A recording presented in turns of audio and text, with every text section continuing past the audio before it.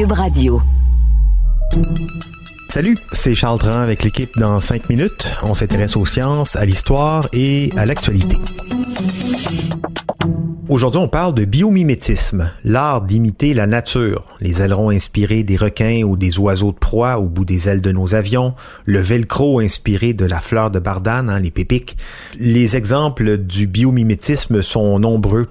Et c'est ce qui fait qu'on s'en inspire toujours plus de la nature.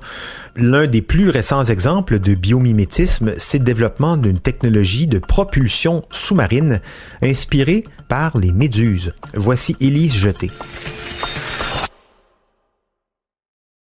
Des scientifiques de l'Université de Southampton et de l'Université d'Édimbourg ont développé un robot sous-marin flexible qui peut se propulser dans l'eau comme l'un des meilleurs nageurs au monde.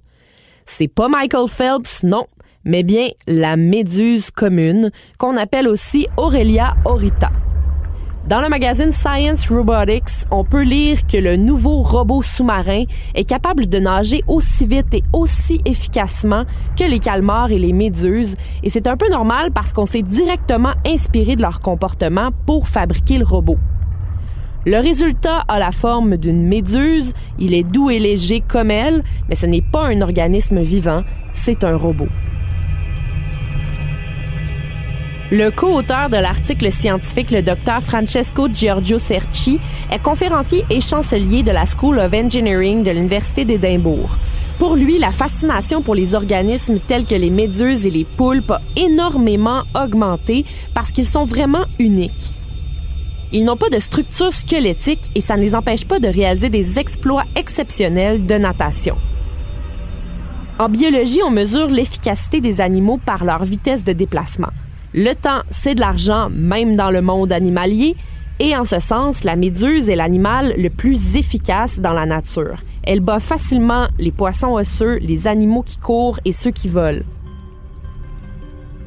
Le nouveau robot développé à l'Université de Southampton est le premier submersible qui démontre les avantages de la résonance pour la propulsion sous-marine. En robotique, la résonance, c'est le terme qu'on utilise pour parler de grandes vibrations qui surviennent quand on applique une force à une fréquence idéale. Ça permet au robot d'utiliser très peu d'énergie, mais de générer de gros jets d'eau pour se pousser vers l'avant. C'est l'équivalent de pousser un enfant sur une balançoire. On donne des poussées avec une fréquence idéale et la balançoire bouge toujours sans qu'on doive fournir une énergie surhumaine. Ici, on a une membrane en caoutchouc qui contient 8 nervures flexibles imprimées en 3D. Ça crée donc l'espèce de cloche de la méduse. Puis, un piston vient frapper la jonction de la tête et des tentacules de la méduse robotisée à la fréquence idéale, et c'est là qu'arrivent les fameux grands jets d'eau. Les derniers tests montrent que le nouveau robot méduse est 10 à 50 fois plus efficace que les petits véhicules sous-marins typiques propulsés par des hélices. En plus, comme il est doux et flexible, il va pouvoir fonctionner à proximité d'environnements sensibles comme des récifs de corail ou des sites archéologiques.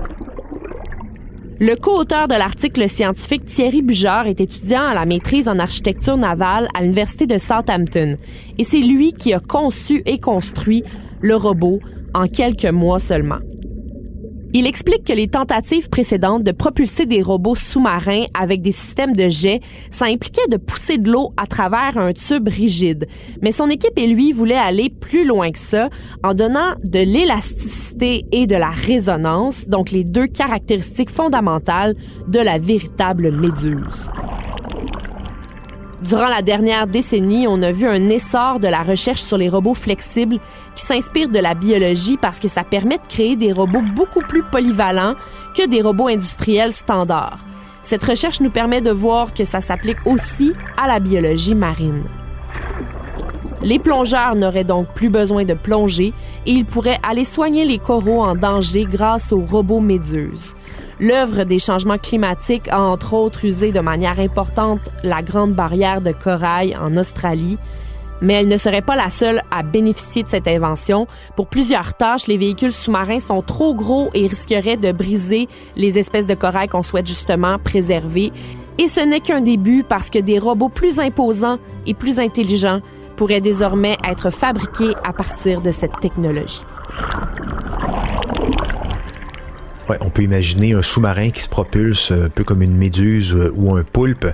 Pas pour tout de suite, hein, bien sûr, mais même Jules Verne n'aurait pas fantasmé pareille technologie pour la création de son sous-marin, le Nautilus, dans 20 milieux sous les mers. Merci, il y jeté, c'était en 5 minutes.